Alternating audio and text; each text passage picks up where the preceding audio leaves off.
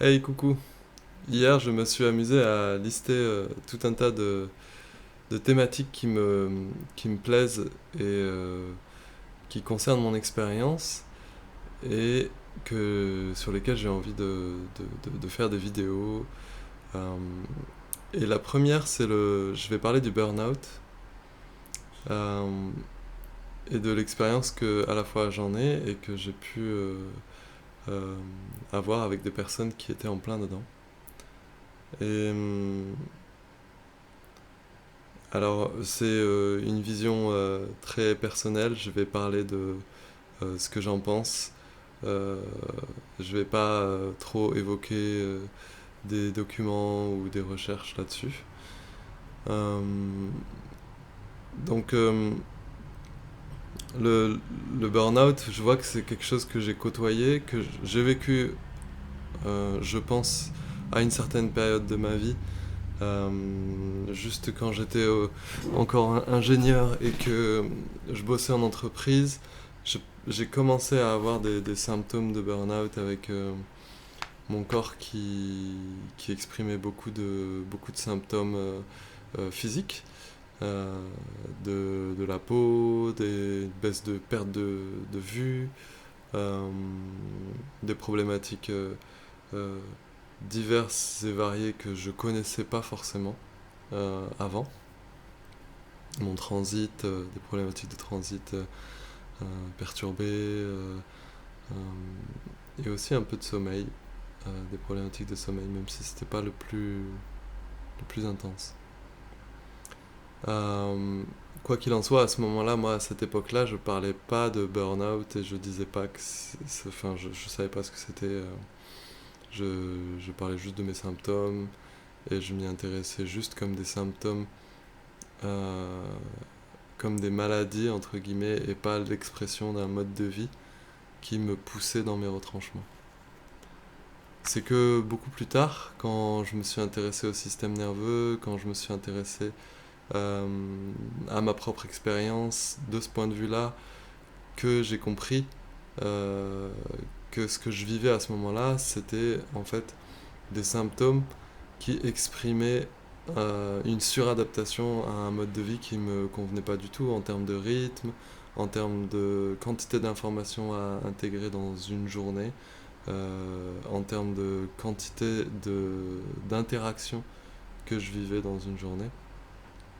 Et que donc tout ça générait du stress et que ce stress-là n'avait pas le temps d'être euh, absorbé et mon corps n'avait pas le temps de se reposer suffisamment au regard de l'effort qu'il faisait. Donc il y avait comme une escalade constante. Et en fait, le burn-out, c'est euh, de mon point de vue cette escalade-là qui, euh, qui se fait et qui continue de se faire sans laisser d'espace à un repos suffisamment qualitatif, suffisamment important et en réponse à la stimulation qui a été vécue. Dans mes différentes formations, conférences, toutes les séances que je donne, j'explique très bien avec l'image du pendule comment fonctionne notre système nerveux et comment est-ce qu'il oscille entre deux phases qui sont l'activation et le repos. Et c'est très facile à comprendre que si le pendule il oscille vers l'action, dans l'action, et qu'il ne peut pas revenir au repos, il y a un problème.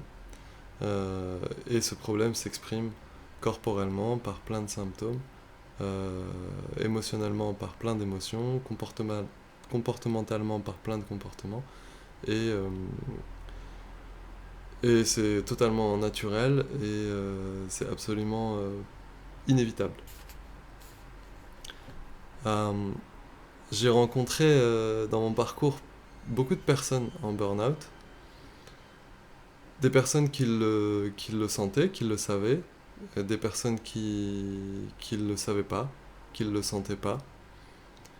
Euh, et en fait, pour moi, c'est normal dans la mesure où on est dans une société qui privilégie l'action, euh, célèbre l'action, qui priorise l'action euh, par rapport au repos, qui euh, récompense l'action, et surtout un certain type d'action euh, et pas une autre. C'est-à-dire qui euh, on est dans une société normative et on entre dans cette société très tôt, dans l'enfance, au travers de l'école. Et donc très tôt dans l'enfance, on est encouragé à agir, à faire des choses, donc à s'activer, et d'une façon qui n'est pas toujours cohérente avec notre propre nature. Et donc ça représente un effort et un stress pour notre système. C'est-à-dire que là, là où j'ai envie de faire focus, c'est que euh, s'activer, c'est normal. Euh, on est en vie et donc c'est totalement normal d'être actif, d'avoir envie de faire des choses et de les faire. Euh, il y a, il s'agit de regarder comment je m'active, en fait, de quelle façon je m'active. Est-ce que je m'active spontanément, naturellement, ou est-ce que je m'active avec une injonction derrière à s'activer. Et ça fait toute la différence en termes déjà de nature d'activation, c'est-à-dire juste pour parler de mouvement, si mon mouvement est spontané et naturel, il va pas avoir la même qualité que s'il est issu d'une injonction. Cette qualité, quand je parle de qualité, ça va être très physique, très musculaire. Si mon mouvement est spontané, naturel, il est à la fois détendu et à la fois tendu. Il y a quelque chose comme une forme d'harmonie et d'équilibre entre la tension et la détente dans ce mouvement, qui fait que le mouvement est beaucoup plus économe en énergie, moins coûteux en énergie pour moi, et je, je vais naturellement avoir tendance à aller vers le repos après, parce que j'ai pas eu besoin de me couper. J'ai pas eu besoin de générer une surtension qui fait que je me coupe de la détente qui est naturellement comprise dans le mouvement. Pour être encore plus concret, en fait, quand il y a un muscle qui se contracte, il y a toujours un autre muscle qui se détend, enfin qui s'étire même. Donc c'est-à-dire que c'est toujours ce couple dans le corps entre une contraction et un étirement, et l'étirement, il est qualitatif que parce que le muscle est détendu. Donc il va conditionner la contraction du muscle opposé.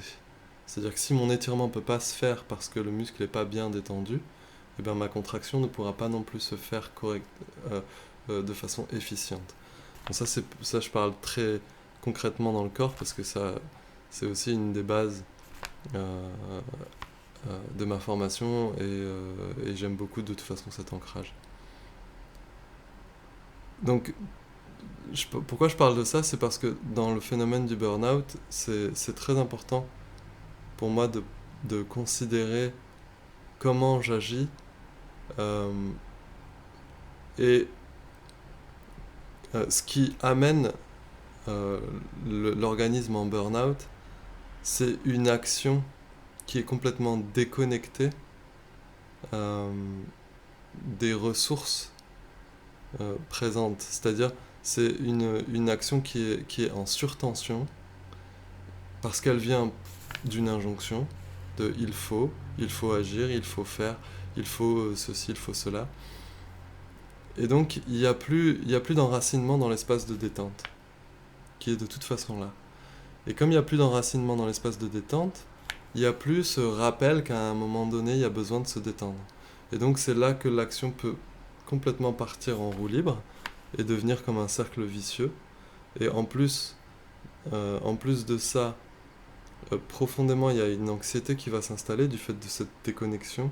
Donc ça va accentuer souvent ces injonctions à faire, parce que comme je suis déconnecté, euh, il y a de la peur, il y a de l'anxiété, et comme il y a de l'anxiété, la réponse naturelle c'est il faut faire encore plus pour sortir de l'anxiété, et là ça part en vrille.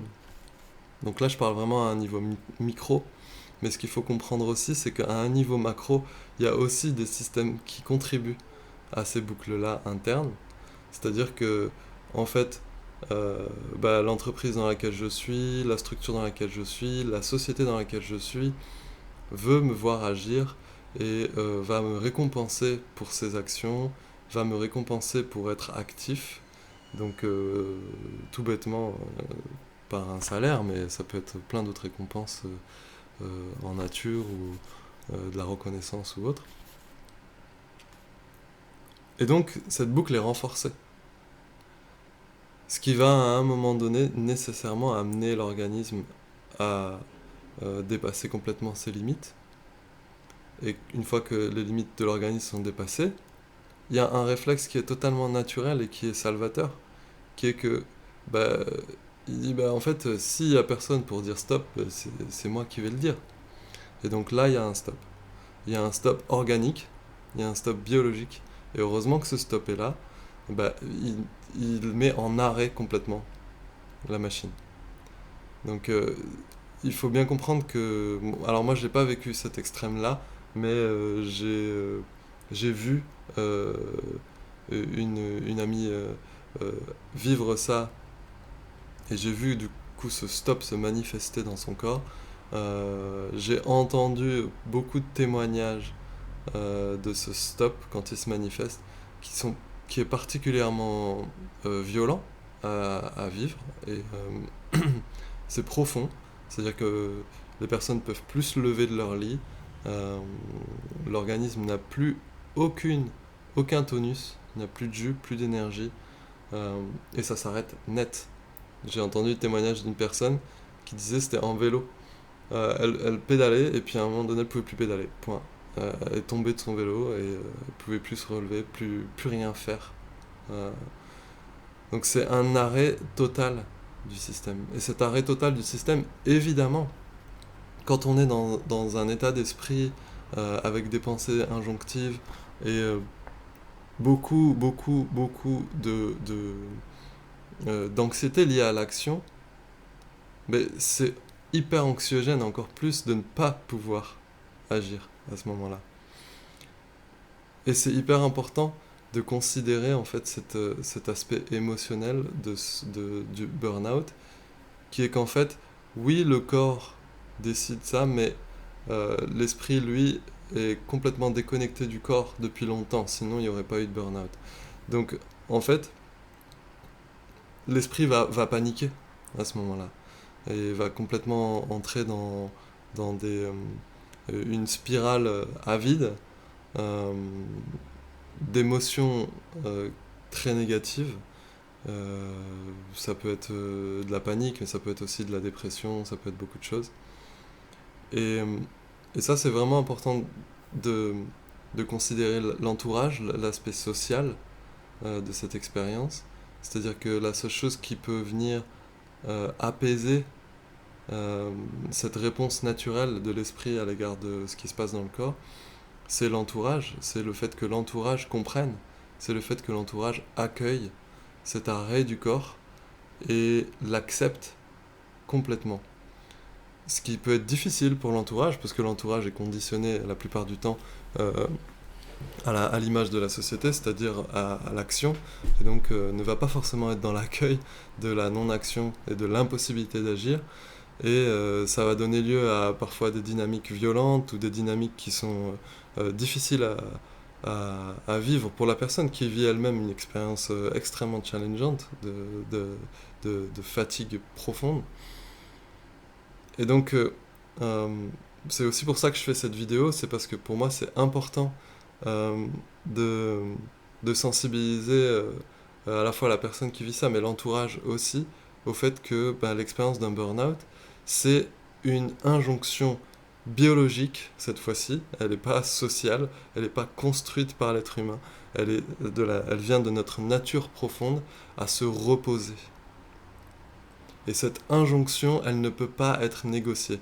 Elle est non négociable.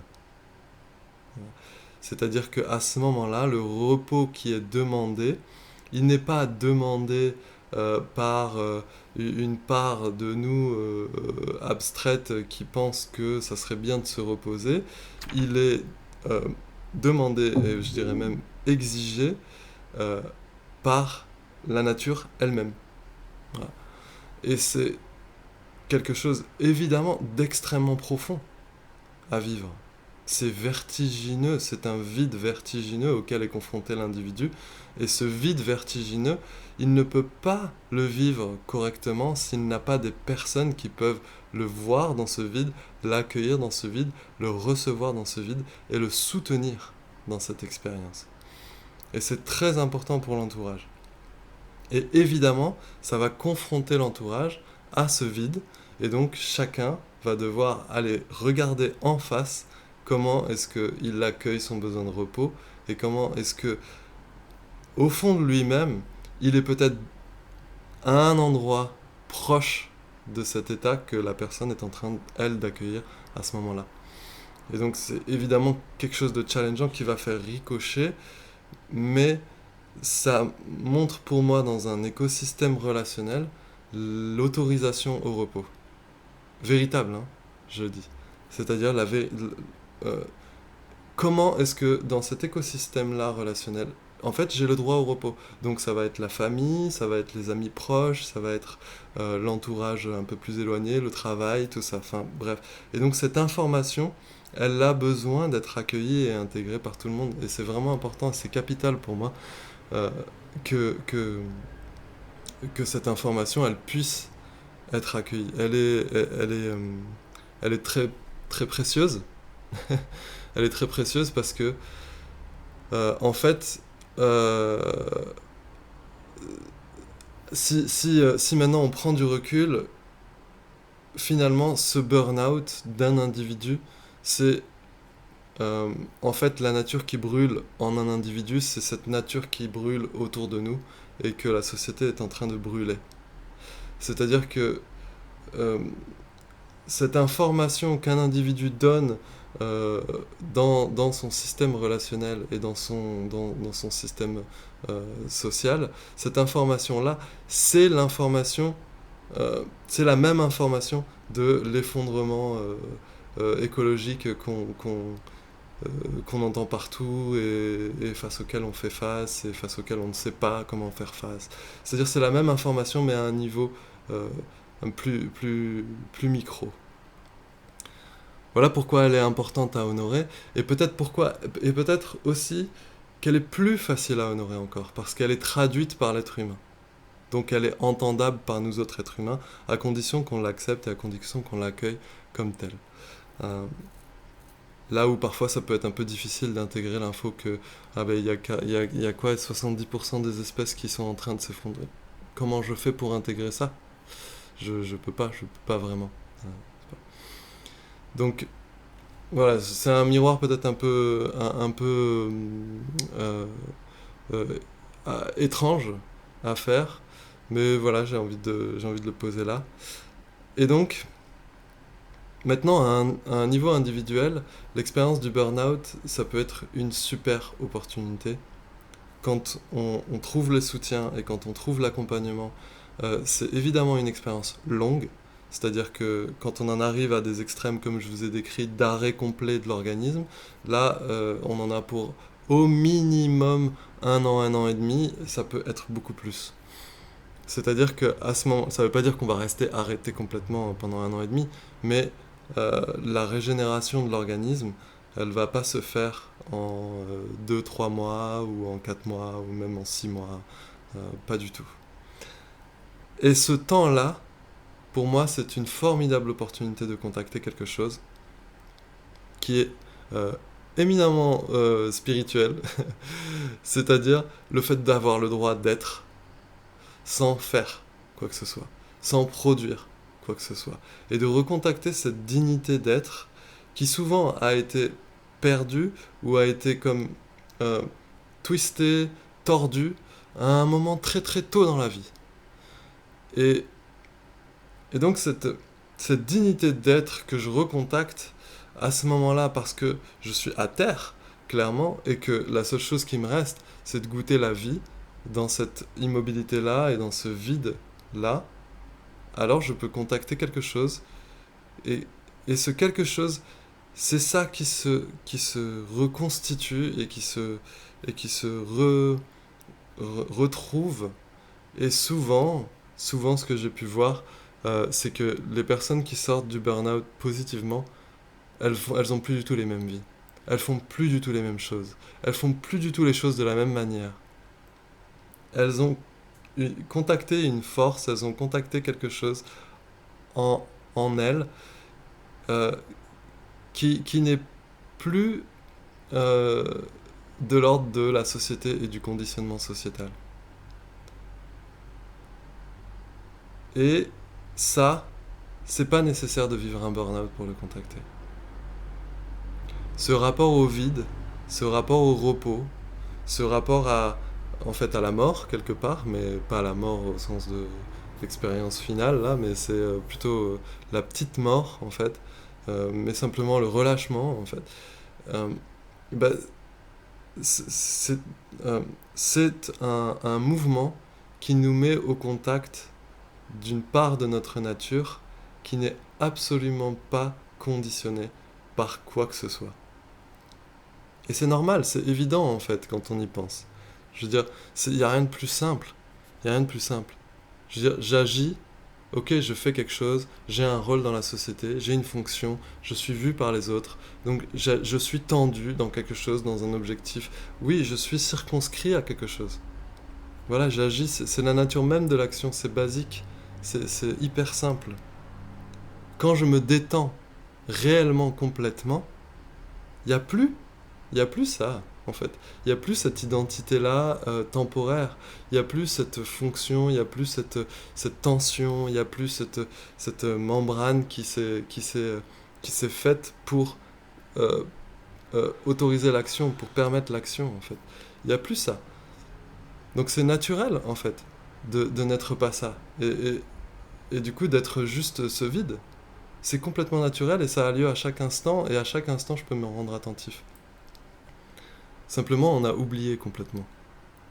On a oublié parce que, justement, l'action a pris trop de place dans nos vies. Et donc, dans ce relâchement, ben, effectivement, il y a le contact d'une nature que nous sommes, puisque sinon, euh, si nous étions pas ça, il n'y aurait pas possibilité de se relâcher. Il n'y aurait pas possibilité de s'endormir, tout simplement parce que le sommeil, dans le sommeil profond, est-ce que je, je me sens pareil que la journée? Est-ce que je suis pareil que la journée? Est-ce que Amine qui dort profondément, c'est le même Amine que là qui est en train de faire ses vidéos non, pas du tout. Pas du tout, c'est pas le même Amine. Pourtant, c'est le même être. C'est le même être qui, qui existe et qui est là. Donc voilà, là c'était juste pour parler très rapidement d'une dimension que je trouve très profonde et importante aussi parce que pour moi elle constitue une ressource dans la traversée d'un burn-out, c'est de savoir que je suis en train de vivre une expérience très profonde et qui est à honorer. Voilà, qui est à honorer peut-être d'un autre point de vue que celle d'agir et d'accomplir des choses, mais qui est tout autant honorable. Et cette expérience, elle est d'ordre, pour moi, elle est d'ordre spirituel, elle est d'ordre intérieur, si tu veux.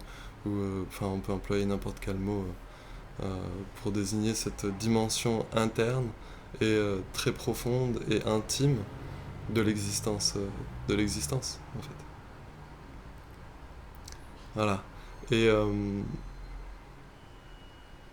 et je trouve ça touchant euh, quand j'entends des personnes qui accueillent complètement l'expérience d'un burn-out. C'est toujours très très beau parce que il y a toujours quelque chose qui est bien au-delà de tout ce que la personne a connu avant, qui est bien au-delà de toutes les expériences qu'elle a pu accomplir, qui est bien au-delà de tous les projets qu'elle a pu avoir ou qu'elle aura de nouveau. Euh, c'est bien au-delà de tout ça en fait. C'est, c'est vraiment un recontact avec quelque chose de très profond euh, de notre réalité vivante. Et, euh, et voilà. Euh, ouais.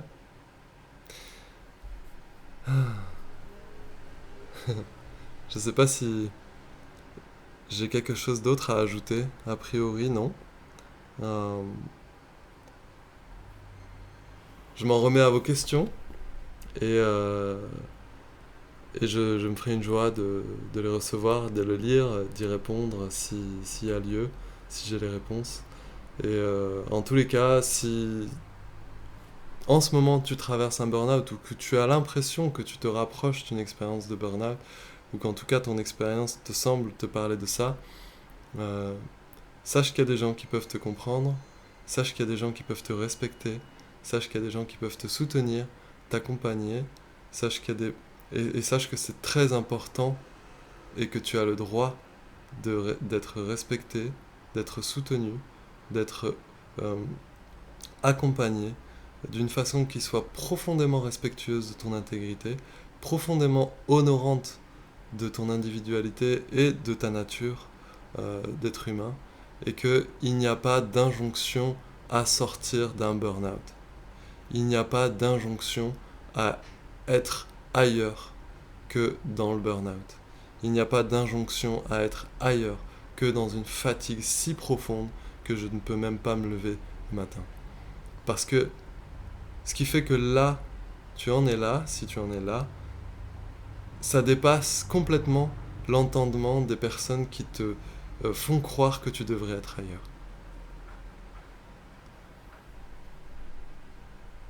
Voilà.